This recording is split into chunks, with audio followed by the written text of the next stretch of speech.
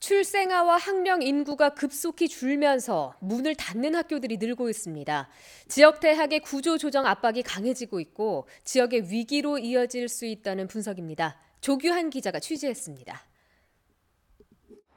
우리나라의 출생아 수는 1997년 67만여 명이었는데 20년 만에 절반 정도로 크게 줄었습니다. 강원도는 더 심각합니다. 한 해 19,000여 명이던 출생아 수가 8,900여 명으로 절반 넘게 줄었는데요. 앞으로 학교에 다닐 인구, 즉 학령 인구도 크게 줄어들 수밖에 없습니다. 실제로 도내 학령 인구는 오는 2024년엔 학교별로 많게는 15,000명에서 적게는 1,000명 이상 줄어드는 것으로 나타났습니다. 결국 지역 대학은 학생 유치에 어려움을 겪을 수밖에 없다는 얘기입니다. 지난해 기준 도내 일반 대학과 전문대는 모두 17곳, 재학생은 7만 7천여 명이고 한 해 신입생은 2만 명 정도입니다. 하지만 도내 출생아 수가 줄면서 지역 대학에 입학하는 만 18세 인구도 줄어 앞으로 5년 후엔 6천여 명이나 줄게 됩니다.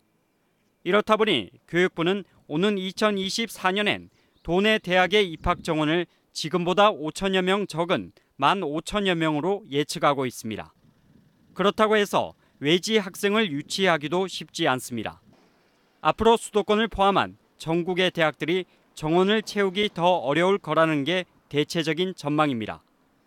결국 지역 대학의 구조 조정은 빨라질 수밖에 없는데 이런 상황은 지역의 위기로 이어질 수밖에 없습니다. 대학 위기가 지역에 미치는 영향은 정말 상당히 큽니다. 중규모 대학이 지역 경제에 미치는 영향들을 분석한 것들을 보면 교원들의 인건비 그리고 대학을 운영하는 데 있어서 운영비나 자산 지출비 그리고 학생들의 하숙이라든지 학생들의 소비 등을 합치면 거의 1천억 원에 이르는 것으로 이렇게 분석이 됩니다.